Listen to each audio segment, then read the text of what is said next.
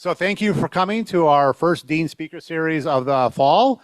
We're excited to have three industry experts here talking about what you're going to find important from a virtual reality, AR, digital simulation, all the stuff that you might not only think of from a coding perspective, but how people interact with the computers, goggles, phones, whatever it's going to be. So we have three industry experts. My name is Rob Loy. Sorry. I've been here at GCU for 4 years. I do a lot of different things. I teach classes, but a lot of things I do is regarding the industry people that we bring on campus. I also will help with a lot of career stuff. I went to a bunch of early level classes over the last couple of weeks talking about all the cool things you can get involved with here at GCU. So let's go ahead. And I think, Dr. Rowland, did you want to say something? All right, awesome. Hey, thanks for coming, and thank you for those of you online and those of you listening later for being a part of this. This is going to be an impactful hour for you to learn more about what's happening in the world of VR, AR, XR, and the future thereof. And you're going to hear a lot of ideas and thoughts, and you'll be a thought leader in this field. So thank you, students, for coming. My name is Pam Rowland. I'm the Associate Dean of Technology here at GCU. Dr. Brandy Harris is out today, but she's the Assistant Dean, and we are here to serve you. So when you have questions or you want information on anything related to your path that relates to your education, be sure to just look us up. We're glad to visit. So enjoy. Okay, let's go ahead and meet our panel today. We've got three industry experts. We'll just work our way down the list. So Jad, would you like to go first? Yeah. Hello, everyone. My name is Chalhoub. I'm the Director of Business Analytics for Rosendin.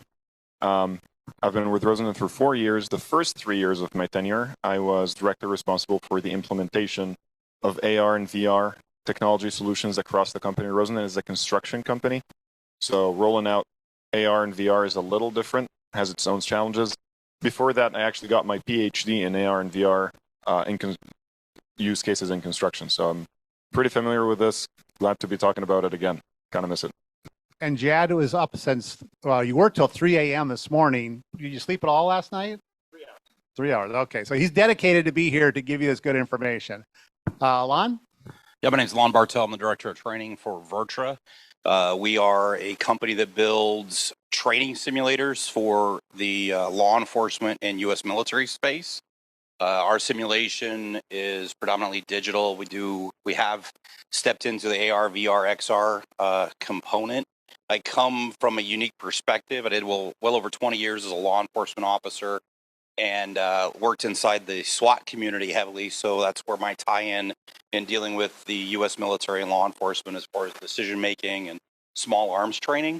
And prior to that, my background is actually in applied exercise physiology. So I really come this way from a non-technical perspective and find myself dealing with a technical aspect that is evolving rapidly and sometimes a little faster than I can keep up. And Lon is also pursuing his PhD in the area, and you're doing it, where are you doing it at?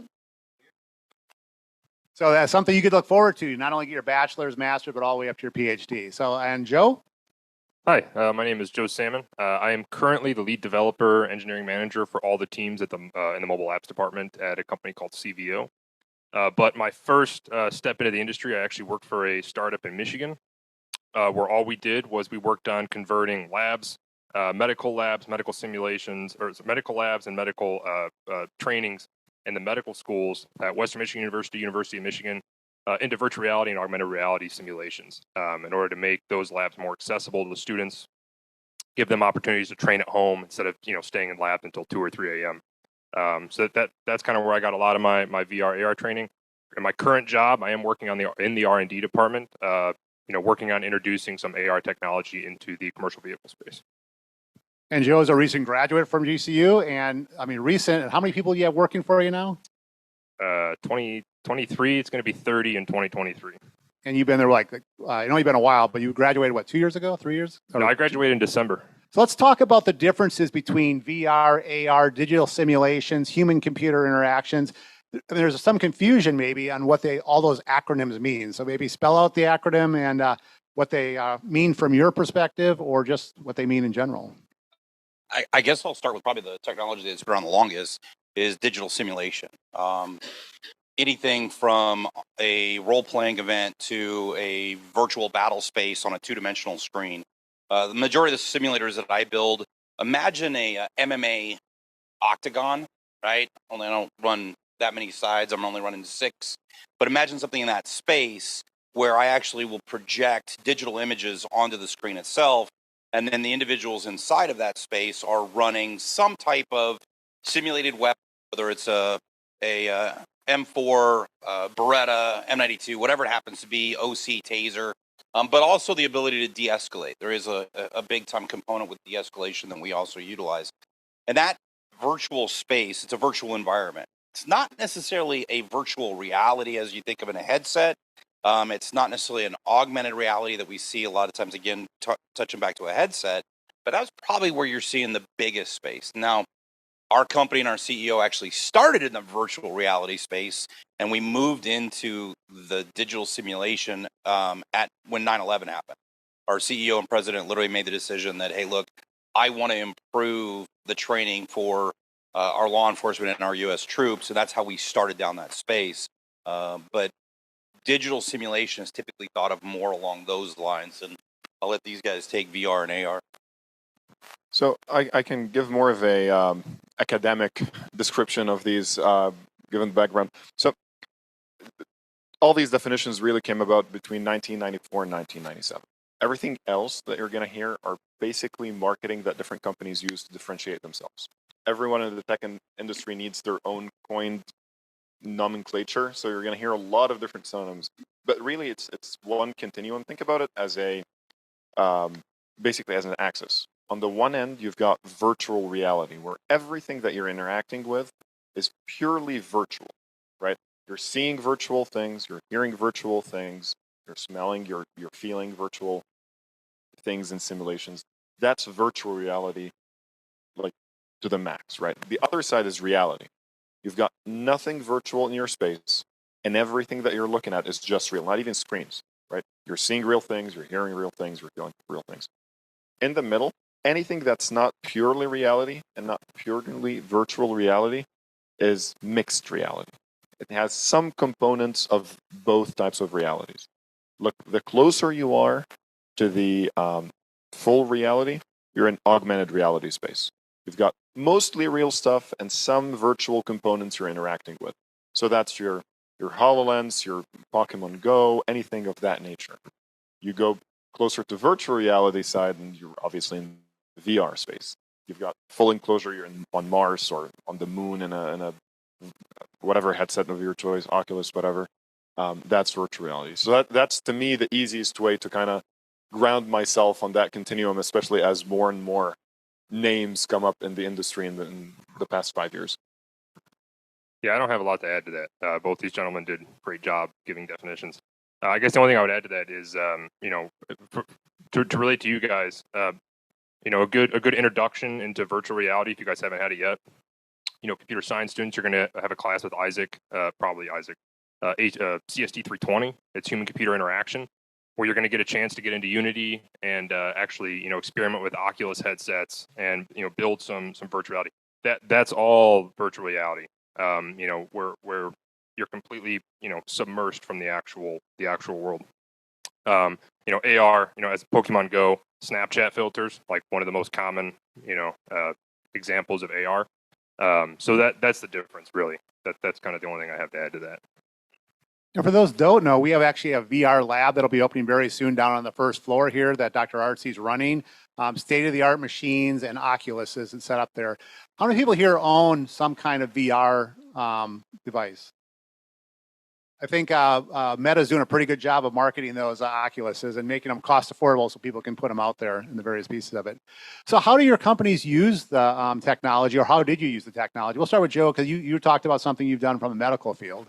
Yeah, so we worked on converting, more translating, real labs into virtual reality simulations. We did some AR, but we primarily focused on the original Oculus Quest and virtual reality.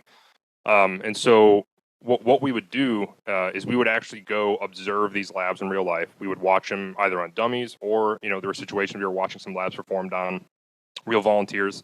Some of the labs might include, for the nursing program, it would be things like how to properly insert an IV, or how to properly, give medication to somebody through a needle and syringe or intravenous or some other method.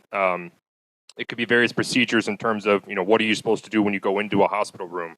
The various things you need to check off, and it's not always interaction with the patient, but it's interaction with things in the room. You need to log into the computer. You need to check the medical records. You need to sign off on A, B, and C before you even start engaging with the patient and touching them and all of that. So we would go, observe all of these things, take notes of all of these things, and then, we would try to get as accurate as possible in a virtual reality space. And it's very difficult because you're dealing, especially with the Oculus, you're dealing with these horribly weird controllers that are supposed to simulate your hands, but you can't really grab anything. You can't really, use your fingers necessarily, right? So we had to, sit down, collect all the requirements, and then try to figure out how to translate that into the interactions that are possible with the hardware that we had access to. And we specifically chose the Oculus Quest at the time because it was a wireless headset. So you could use the Oculus Quest without having to be wired up to a computer. A lot of these nursing students are not computer science students. They don't have RTX 3090 sitting at home in their computers, right, where they're gaming all the time. So they needed something that they could just grab and go. So we collect the requirements. We'd go into the modeling phase and try to model all these 3D objects and everything, and then get it into. We used Unity game engine primarily. Try to get it into Unity, map out some of these rough interactions and simulations. Make sure the performance was there, and kind of just continually build off from there. Start with a very simple base, but then as we got the base solid and performant, we move on to something a little more challenging, a little more technical, a little more precise, and we just kept iterating until we finally got to a point where the nursing students were saying, oh yeah, this is exactly like what I'm experiencing in my labs. It's very interesting to be able to do this and get the exact same information that I'd get, like I said, 2 or 3 a.m. Some of these kids were trying to grab lab times. That's all that was available. So. Yeah, my challenge is actually, you hit on a couple of problems that I run into, is I don't have the luxury in my space to be able to use controllers at all. Not because of its cost or anything, but because I need to teach teach skills that are very specific, right? I've got great psychological fidelity, but when I'm dealing with a soldier in a battle space, he's got to have one-to-one physical reality with his weapons platform. I can't have a controller that mimics where the magazine release is. He's got to have the magazine release. It's got to be 100%, because otherwise I create a training artifact which will really cause him his life or somebody else their life. So I don't get the luxury of being able to run a controller or anything else. I have to take a real weapons platform, pull the bolt carrier group out of it, drop in a CO2 or a high pressure air kit and a laser that actually sits inside the chamber, so that when they drop the hammer on a live AR, a CO2 actually actuates the cycle of my weapons platform, and then a laser itself actually is going to track outside the barrel. If I run control, training artifact that is going to, literally will kill somebody. So that becomes a real problem for me, and then I have to go back to more reality, back to this end of the spectrum, to create those environments and create weapons that actually interact directly with the screen or with our simulation. And that's one of the challenges that I'm seeing from a VR space is weapons tracking. If I, from a ballistics perspective, if I have a weapon that is off 1 degree at 5 feet on a targeted material, at 13 yards, I miss the average human being by 1 degree off. So if my headset, my person, and my weapons platform are off by 1 degree, I now have somebody engaging in a mechanic that they're doing over and over, training, right? And I'm learning this motor program that is wrong. 13 yards I'm off, and I miss a human being, and at 100 yards I'm off by 5.2 feet. So I can't run that space. I mean, the visuals are awesome, having that psychological fidelity, but I have to bring in that physical fidelity or I'm going to lose it. Sorry. I get very animated. My second language is sign language. So if I start signing, it's okay too. That's okay, because we're recording. We want to make sure we hear everybody, and you get some great content there. So Joe's giving me a thumbs up, so that's a good sign. So from our perspective, it's a little less critical, thankfully. In construction, we design everything in 3D. But if you've ever been on a construction site everybody's looking at 2D plans. So we spent all the time and energy designing this beautiful, fully coordinated, basically digital twin of what we want to build. And then we dumb it down and we tell the field to look at these plans, try to remember or recreate what we want you to build, and go ahead and build it. So the first instinct when AR became a little more mature is they can see it at full scale, they can see exactly what we want them to build, and they'll actually build it for us. So that's AR applications. AR application is on the field during production, not for training, but for actually knowing construction intent and actually applying it. Works some places, doesn't work quite as well in other places, but that's a different discussion. VR, on the other hand, is primarily tuned for training. I can track so much more in VR than I can track with physical training, right? I can see where you're looking. I can measure every single interaction, how far it is from the moment you saw something to the moment you actually pressed the button on the controllers.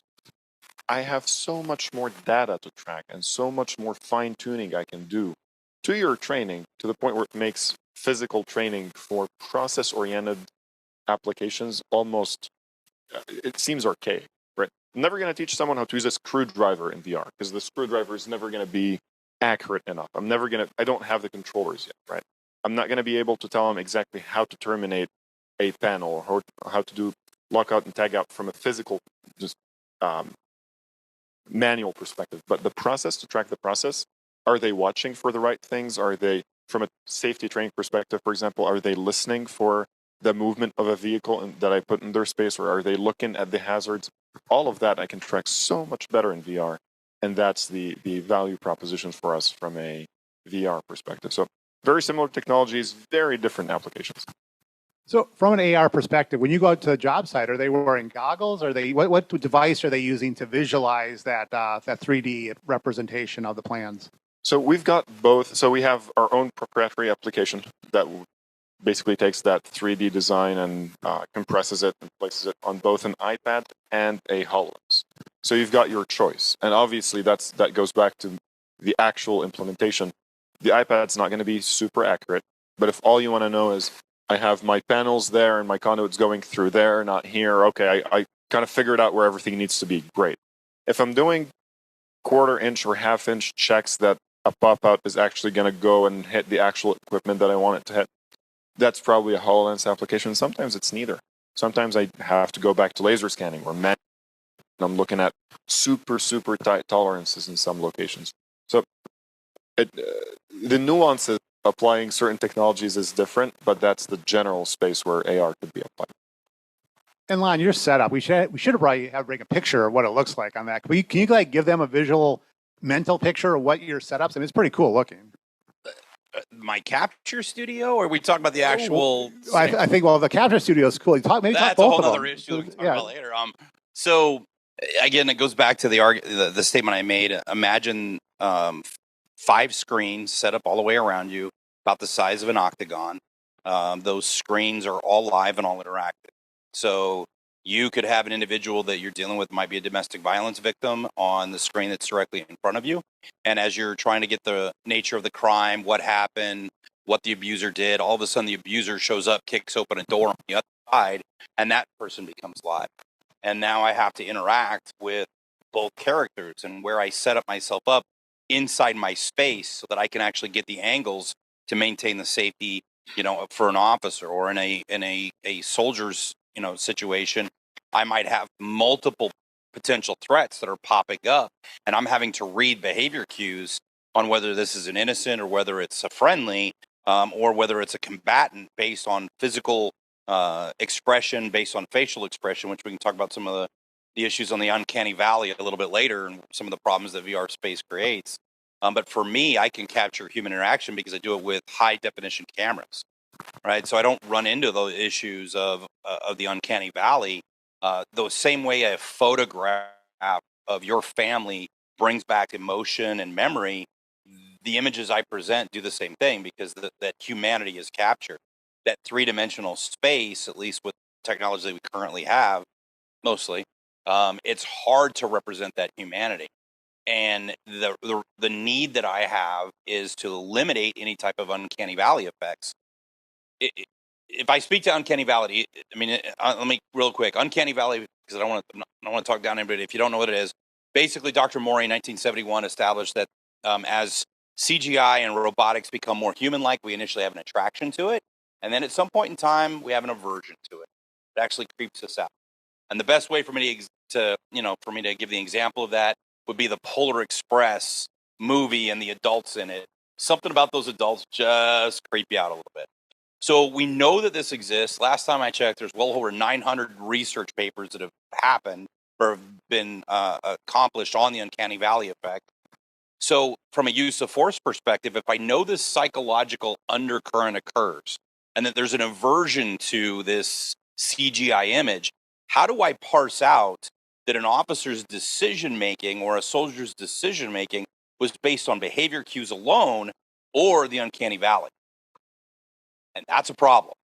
So that's something that I have to contend with inside of a three-dimensional virtual reality space.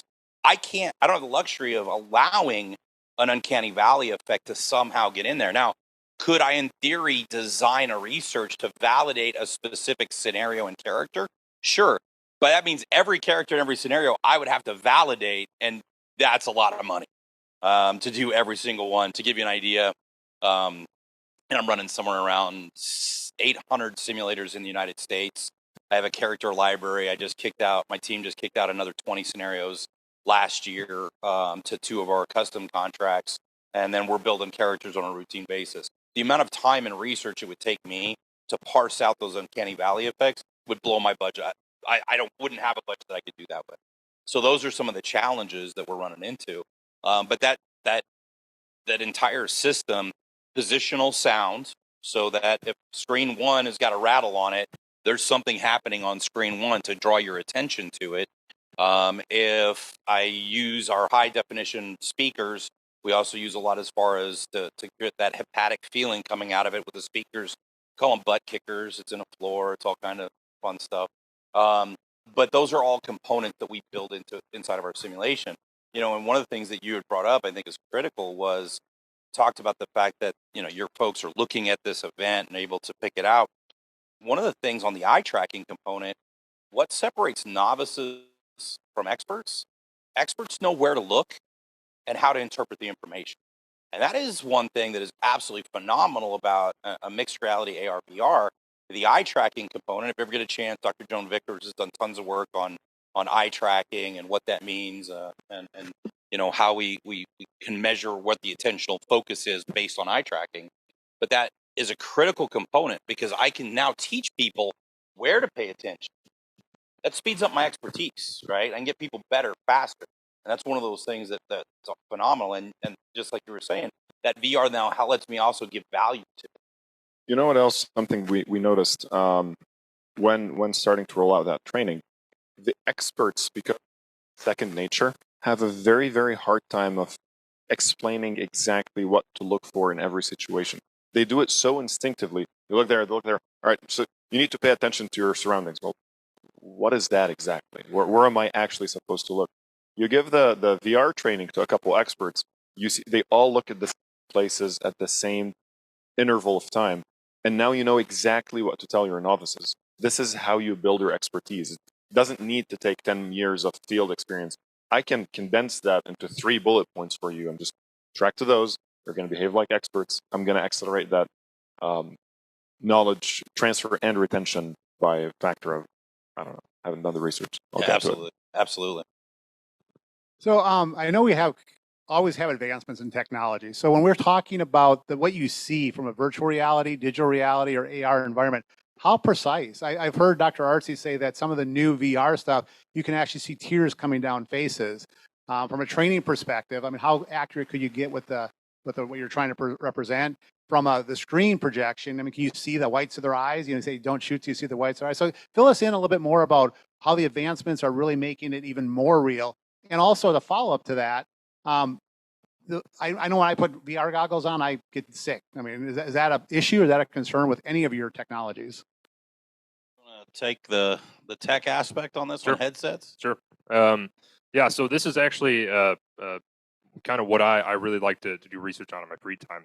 Some of this comes back to computer science principles and performance, and a lot of computer graphics, actually.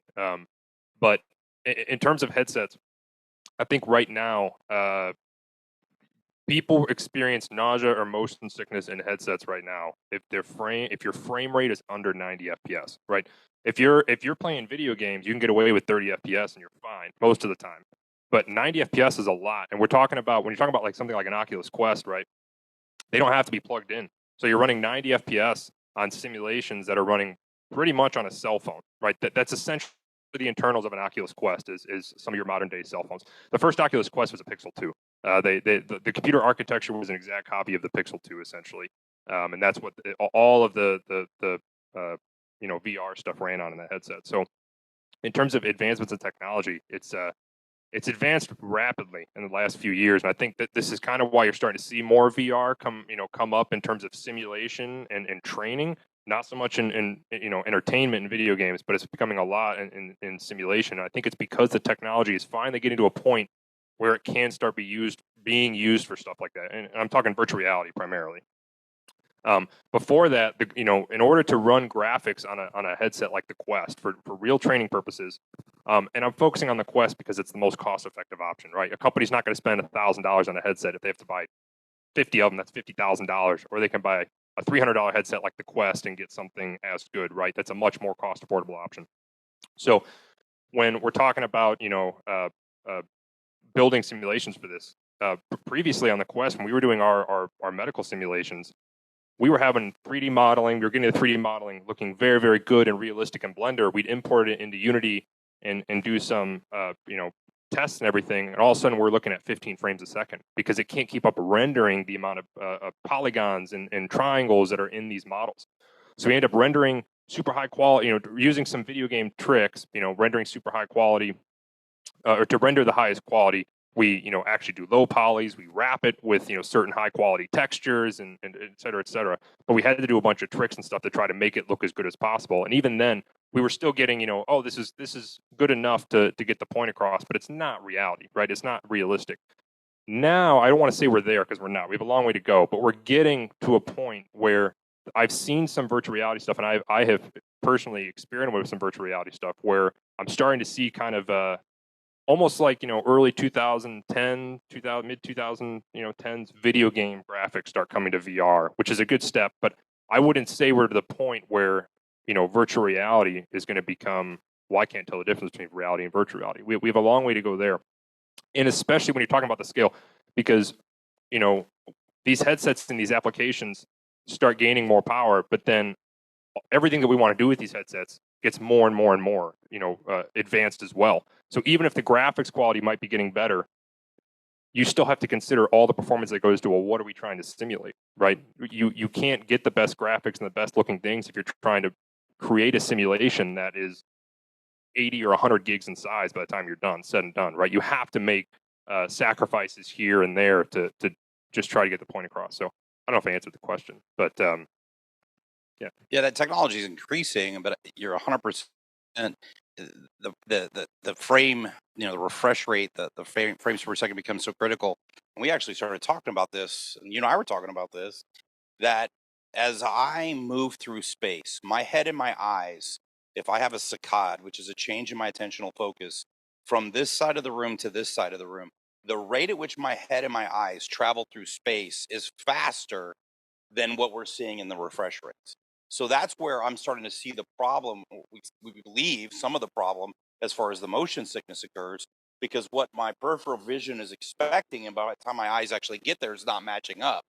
Now, add to that any type of inner ear aspect. Sitting playing is one thing. If I take a bunch of soldiers, put them in a headset, and I give them an Op4 to go up against, these guys are moving through real space at a very quick pace. So now I have visual issues as well as the components are equilibrium that are at odds with each other. And I have to have a super high. Well, I can't put that in just basic headset.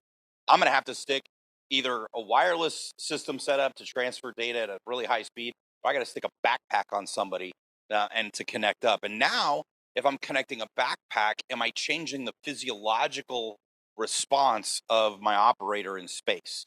Because I'm adding an artificiality. So it becomes this balance that I have to contend with. The other problem we see is the sim sickness is, imagine Pavlov's dog, basic psychological conditioning. You show up to training, and what was it? Last I saw, 60 to 80% of people get sim sickness within 10 to 15 minutes. You show up to training, you get sick. You show up to training, you get sick. You show up to training, you get sick. Pavlov did the exact same thing with dogs ringing a bell when they were feeding. So now, what if you psychologically paired up to an individual, whether cognitively aware of it or not, that training, I get nauseous and I want to lose my lunch. Nobody's going to training. It becomes a nightmare. I agree with all the points that you guys made. I think the only thing I have to add is that's in part why we've seen a little more success with AR than we did with VR, because you've got all the reality that still goes as fast as humans have always had it for the past however many years, and it helps you cope with the slowness of the virtual components filling up space. So if you've got the virtual components, which are also far less, so it's a lot faster to render in an augmented reality perspective, and you've got all the real stuff that are just helping you stay oriented. We haven't seen with the AR specifically, we haven't seen nearly as much nauseousness or discomfort or people being resistant to use after the first time. As a matter of fact, when we tried to roll out an augmented reality solution, we don't bring out the headset because it instills that. I tried it once. I tried a headset once. The layman doesn't necessarily know the difference between an Oculus and a Vive and a HoloLens, right? I've tried a headset once and I don't like it. Let's start with the iPad, and once we get you hooked on it, we'll try the headset, and you're gonna like it, and then you're gonna start preaching it to other people. So, definitely something to look out for. If there's a tip and a kind of a cheat code, just wait till Apple comes out with a virtual reality headset. These guys wait till it's mature. So when they come out with it, it's pretty good, usually. Have you heard anything? Are they coming out with something? They were supposed to come out with something in 2020, Yeah, and they like haven't. So that tells you the state of maturity of the technology. We're still on our way. Can I add on briefly to the last Sure. point? Yeah, so I just want to, because this gets overlooked a lot, and actually, the reason I want to touch on this is because my first degree actually is in audio engineering. So in terms of virtual reality, one of the things that gets overlooked a lot that causes nausea as well is the sound design, right, for these simulations. So, he touched on, the sounds and making sure that, you're in sync with the reality. But when you're fully immersed in a simulation like VR, if the visuals could be great, but if the audio is off, you're still going to get that nauseating effect because your body's expecting to hear a sound here, but it's happening over here. And you're watching something fall here, but it's happening over here. Or you're grabbing something here and it's happening behind you. And that can give all sorts of spatial issues, to your body as well. So it's not so much the graphics perspective, it's the technology as a whole. The any way your body is perceiving the virtual space has to be top performing. Otherwise you're going to get those nausea and those issues. So Okay, so you kind of talked about your backgrounds. I know some of you are very educated in the area, including a PhD in the area. But what was your career like? Is that what you went to college to do? I mean, is that what you wanted to be when you grew up? You wanted to work in the digital simulation, AR, VR part of it? And as follow-up to that, what advice would you have for the students in here that want to get in that career? What should they be studying? Should it be computer science? Should it be design? Should it be psychology, audio? What's the right mix? I'm clearly the oddball. Spent 20 years as part of a SWAT team putting explosives on doors and vaporizing them so a SWAT team could get inside. I'm not in the technology space by the normal path in any way, shape, or form. My career brought me to it for a variety of different reasons. But what I can tell you is the guy hires you all the time. Learn to be a team player.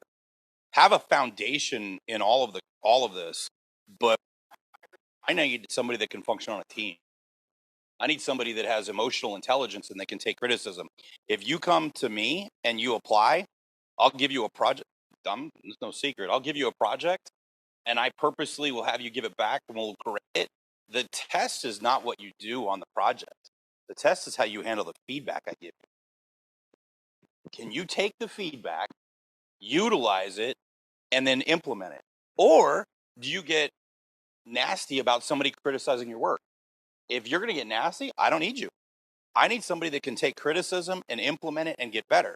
I need somebody that is willing to look at other perspectives and to interact with other team members that may have a different perspective than you and then execute on it. I need team. So have a foundation, but you got to be able to function within a team environment. That is literally, I will train you. I will pay to send you to additional training, but you got to be able to work within a team. Yeah, so my background is so I started off my college career at Western Michigan University, and like I said, my first degree was in audio engineering. So I actually was as I call it, a studio rat, and I did recording music and all that kind of stuff. And what actually got me interested in technology, the first thing was that the studios were always broken, and they needed someone to fix everything. So I started getting into electrical engineering and doing the repairs at night while the studios were running during the day. And then I actually had a professor who kind of, noticed the technology, the technological side of my brain, and said, pretty much sat me down and said, "I think you're wasting your talents in music. There's a professor here that deals with VR, AR. You should go talk to him." And I was like, "Okay." So I went and talked to this guy. He actually wasn't a professor. He worked for the university. And he was the one who actually was, keying off the startup to do virtual reality simulation. So I had no programming knowledge going into that job. He pulled me in to actually do sound design for them. And then as I kind of started getting into the C# programming of Unity and all that, and I had some previous 3D modeling experience from classes, I got into the programming. Next thing you know, I started leading this team of devs throughout this process. And that's when I kind of really realized that I loved computer science. And it was the first application that I realized that all the math and the terrible gen eds that you have to go through in college, that's where they have applications, computer science. For machine learning now, all has applications in these gen eds because you need to have biology, you need to have some sort of understanding if you're going to work with any of these fields in the computer science realm. So when that clicked in my head, all of a sudden I was like, I got to go into computer science. And so my sister actually teaches psychology at GCU. So I decided to come out here and get my computer science degree. I moved out here, and within 3 months of moving out here, I started the company I'm at now. CVO as a junior engineer. I was part-time. And I just moved up quickly through there and started taking over teams, kind of got out of the VR, AR stuff, more into the software engineering side of things. But now that I kind of have some more seniority, I'm starting to pull the AR stuff back in and get that integrated. So that was my journey. So, Joe, you got a voice for radio. You sound like you belong a sound engineer with that deep voice that goes along with it. So, my background is just as uncommon, I believe. I started I had my bachelor's was in civil engineering. I worked for a year and a half at a civil construction group, just designing roadways. And in that space, I found a little reluctance to use technologies that existed that were ready to just take and implement, let alone creating new technologies or creating new solutions altogether. So I realized that's not the space for me. I quit my job, went back to school, did my master's, and that's where I met my professor who was doing AR and VR stuff. And I was a technologist back at that point. I didn't necessarily know too much about AR and VR, but we got to working on it, and I liked it a lot, and that's what I did when I first started with my current company. I would say that, how many of you here know Moore's Law? Like the famous Moore's Law, the number of transistors double every 18 to 24 months, so the speed of the processor increases. I have come to just understand that law works now for more than just processing speed. It's happening at almost every level of technology, even if you can't necessarily measure it. Technology, the acceleration of the development of technology is so fast. The value proposition that you will bring to any given company that you work for is not what you know. The likelihood is what you know is going to be irrelevant in about 18 to 24 months. The value proposition that you bring is how fast you can keep learning new stuff, how much you can adapt to new stuff. And I think that's in part what you were talking about taking criticism, is what you know is good. It's likely not going to be useful in 2 years. So I would focus, if I were in your shoes, I would focus on that. How fast can I keep learning? How fast can I keep adapting to whatever's changing, whatever the changes are? Is it going to be some form of AR, VR mix in this space, if we were just to focus on this? Is something that switches between AR and VR quickly, or is it just going full in on a digital twin of whatever the space you end up working in? Don't dwell too much on what you learned. Keep focusing on what you can learn, and that's how you'll keep learning, and that's how you'll you'll land your dream jobs, hopefully. Yeah, it's kind of like the old saying: when the master is no longer the student, he's no longer the master. If you're not a constant student, especially in the industry, you're going to get left behind quick. And that's why I said, my team got no problems training them on a routine basis because there's always something new. Yep. And even add on to that, being able to learn and continue to learn is a good thing. But I would say if you wanted to focus on one thing, focus on problem solving.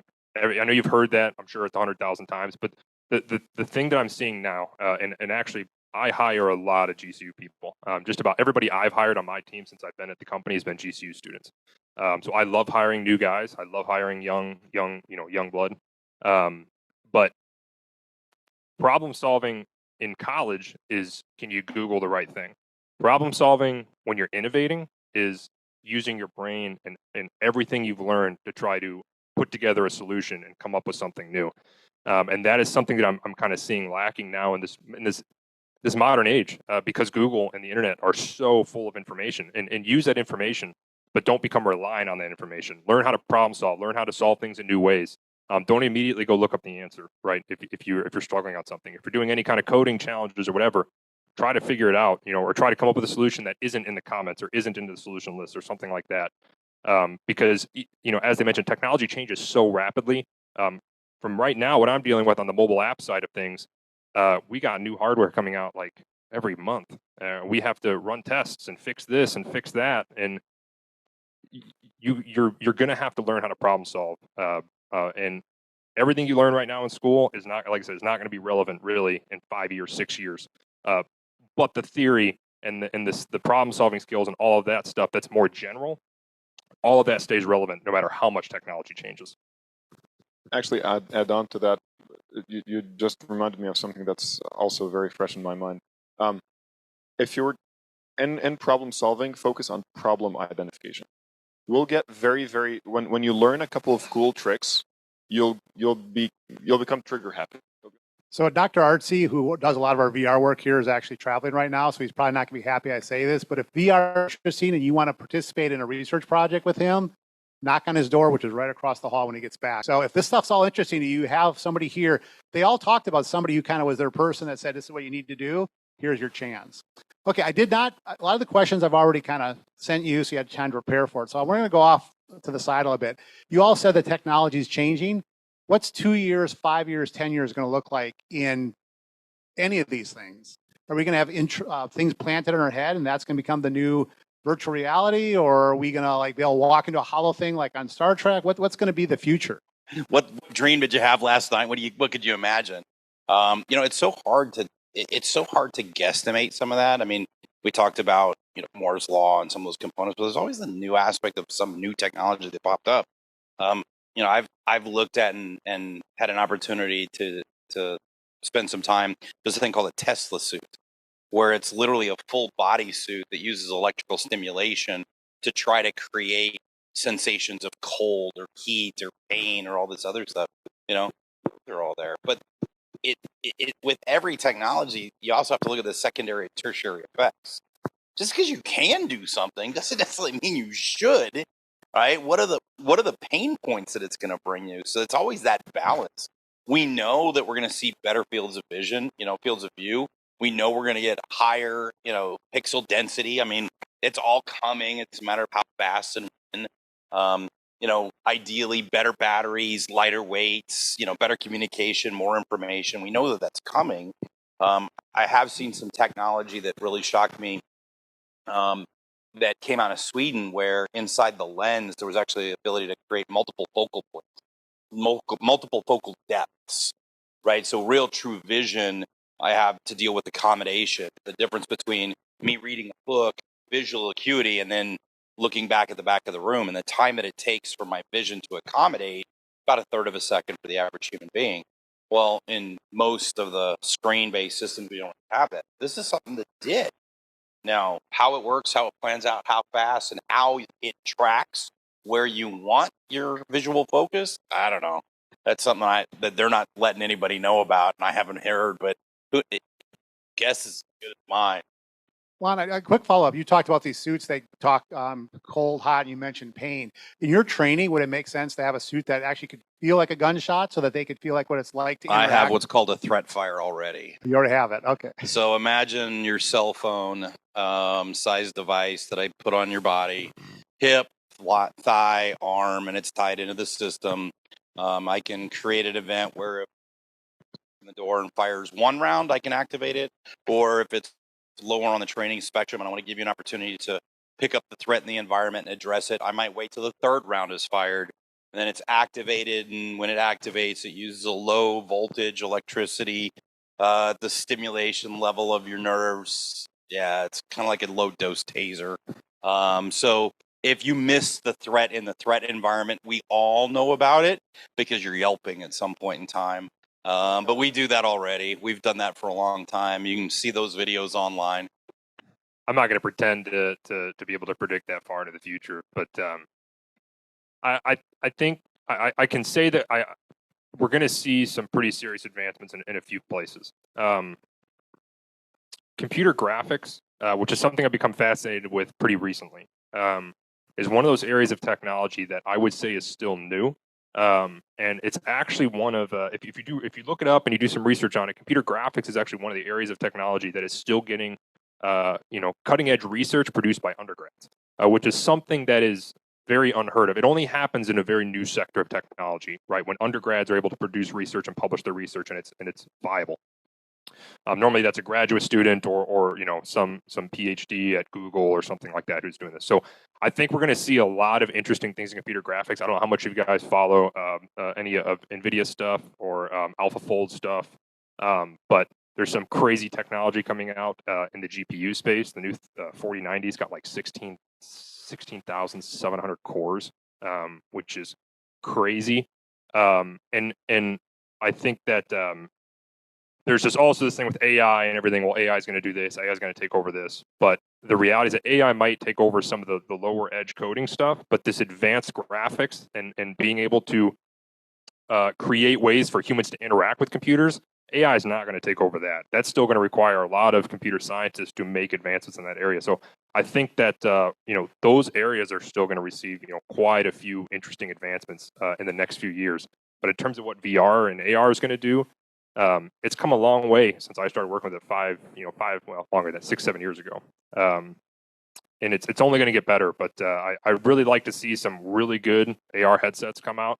The HoloLens is good, but I think we can do a lot better than that. I'd like to see, I think size is going to start shrinking drastically. There's already been some work done that shows, VR and AR headsets being, these blocky things shrunk down to the size of like, Ray-Ban's glasses. So I think that's kind of where our technology advance is going to come. Computer graphic in terms of VR, computer graphics and stuff, and then watching this hardware shrink in size. So I will not pretend like I'll know what's going to happen in 5-10 years because it's really impossible to pretend. But there's a couple of things that are very relevant. First, so there's a research that I read a while ago about, do you think technology can replace your job? And like 70% of the respondents said, no, not my job. And they were asked, how many of the jobs do you think it can replace? 70% of the jobs. So most everybody thinks that technology can replace someone else's job, but not theirs, because theirs needs their input. The reality is technology is changing at such a pace that it'll likely be able to replace or augment a lot of our job functions very soon. Those types of challenges are going to arise. I think we're going to have a lot of, as technology becomes more ubiquitous, and usually it doesn't stay expensive, but if it stays expensive, you're going to start seeing a lot of differences in the way certain people act. If you have an implant and someone else doesn't, you have such a big advantage over their day-to-day performance that it might not even be fair to have you guys compete at the same levels. So we're going to start seeing some of those social challenges we haven't necessarily thought about too much. So those are things that I'm tracking and thinking about consistently now. Opens up Pandora's box on athletics and advantages on visual acuity with an implant, and I mean that's a whole new area of concern. And honestly, I mean, if we're keeping something like better graphics secret for some time, how long do you think we're gonna not we, but certain groups are going to try to keep certain technologies inaccessible for a longer period of time that have an even bigger impact on our daily lives.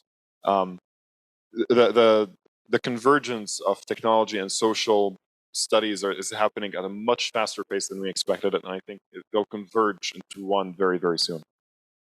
So the question for the people on is any salary expectations for people that are coming into the role? That's always a student question, right? How do I get the job and how much am I going to get paid? But being able to research the space and in your space, and every market's different.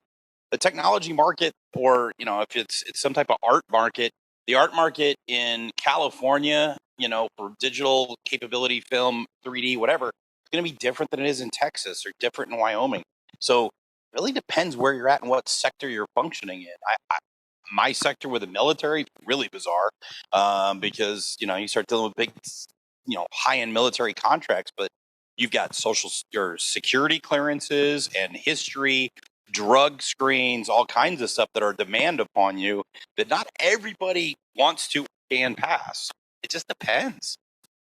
Yeah, I'm not gonna. I can throw out a number, but I'm not going to, because my answer to that is if you're getting into technology, you're probably going to get a salary that's going to take care of you. And from experience, find a job that you are interested in doing. It'll pay you well, right? The salary at the end of the day is to make sure you can take care of yourself, your family, get by. But no one's going to tell you that there's pretty much no job in technology that's not going to pay you well. They're all going to pay you well. Don't focus on the salary coming out of university.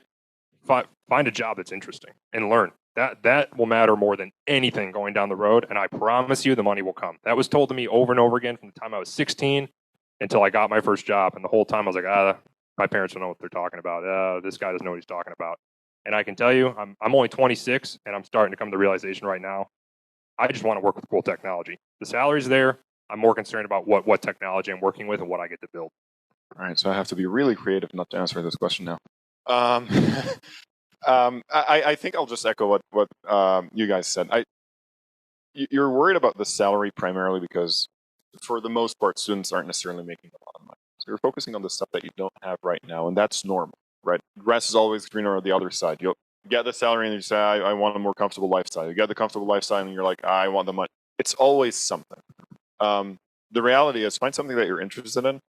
And more importantly, I think find people that you want to work for, or with, or you want to lead. Whatever the case may be, the daily interactions that you're going to have with people are going to matter much more than whatever is on your paycheck at any day outside of the first paycheck. The first paycheck is, oh wow, I'll do whatever to get this every 2 weeks, and then it's like, I don't know if I can do this anymore. I would still work where I'm working right now if they cut my salary in half. I would not look for another job. I would not, as long as I can survive and I can support my family, I would not leave where I'm working right now. Again, I don't really mean this. But I want to echo that because that is an aspect team. I've been offered double my salary, which is a lot of money, to go work for some big companies. And I met the team and I was just like, absolutely not. I don't want to work with these guys. I don't care. They could pay me 3 times the salary. I promise you from experience, I know this. Going into work every day and working for a team you hate is not worth whatever salary they're paying you. It'll be worth it for the first 2 weeks, like it was said. It will not be worth it after that. I promise you. So find a good team, find some cool technology. Which circles back around to earlier when I said I hire people that work on a team. I want to build that team. I want to attract other people because my team is where people want to be. It's critical. It's a critical component. With that, we're after 12 o'clock, so we're going to wrap this up. Are the 3 of you going to stick around for a few minutes after? So if you have questions, feel free to talk to our guests. Let's give them a round of applause for taking time out of their day. With that, we'll wrap this up and watch for future Dean Speaker Series in